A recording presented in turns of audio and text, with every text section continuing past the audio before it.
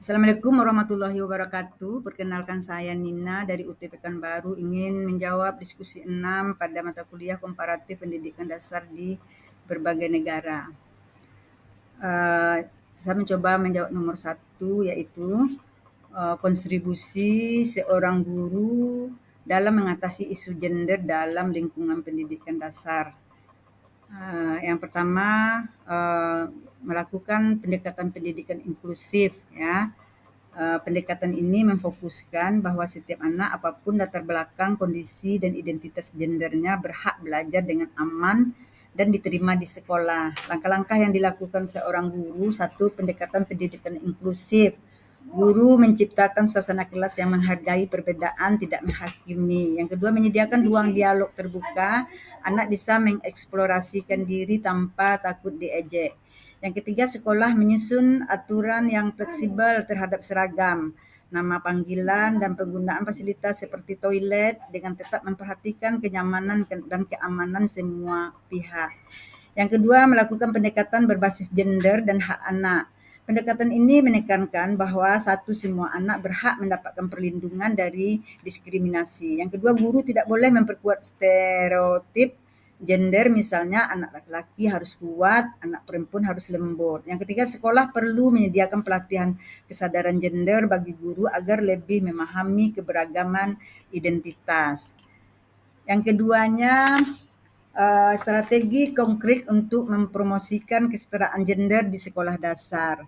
Yang pertama, integrasikan nilai kesetaraan gender dalam kurikulum dan pembelajaran, di mana guru dapat menyisipkan nilai-nilai kesetaraan gender dalam berbagai mata pelajaran. Misalnya dengan menggunakan contoh tokoh laki-laki dan perempuan yang setara dalam buku cerita, sejarah, atau sains. Selain itu, guru dapat menantang stereotip gender melalui diskusi kelas. Misalnya membahas bahwa pembelajaran bahwa pekerjaan seperti pilot, perawat, atau ilmuwan dapat dilakukan oleh siapapun tanpa memandang jenis kelamin.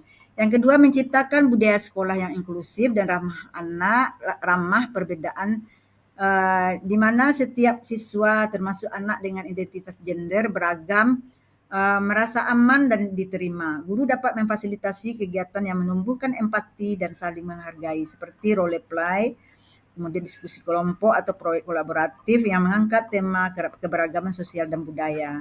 Yang ketiga, melibatkan orang tua dan komunitas sekitar sekolah. Strategi kesetaraan gender akan lebih efektif jika didukung oleh orang tua. Sekolah dapat mengadakan kegiatan sosialisasi atau parenting class tentang pentingnya menghormati perbedaan dan membangun komunikasi yang tidak bias gender di rumah. Kolaborasi ini memperkuat nilai inklusif yang diajarkan di sekolah. Soal yang ketiga, tantangan utama dalam mengimplementasikan pendekatan kesetaraan gender di pendidikan dasar atau strategi mengatasinya.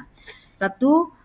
Norma sosial dan budaya patriarkal yang masih kuat, di mana pandangan masyarakat yang masih menempatkan laki-laki dan perempuan pada peran tradisional tertentu.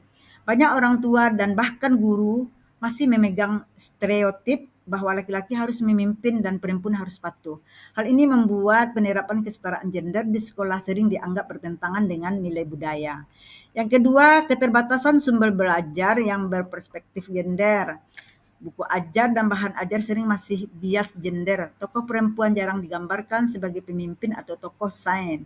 Misalnya rencana mengatasinya, yaitu guru dapat mengembangkan bahan ajar sendiri dan lebih representatif, menggunakan cerita anak, tokoh inspiratif, ataupun proyek kolaboratif yang menampilkan peran serta antara laki-laki dan perempuan. Yang ketiga, resistensi dari sebagian orang tua dan komunitas, di mana sebagian orang tua khawatir bahwa pendidikan kesetaraan gender dapat mengaburkan peran tradisional anak.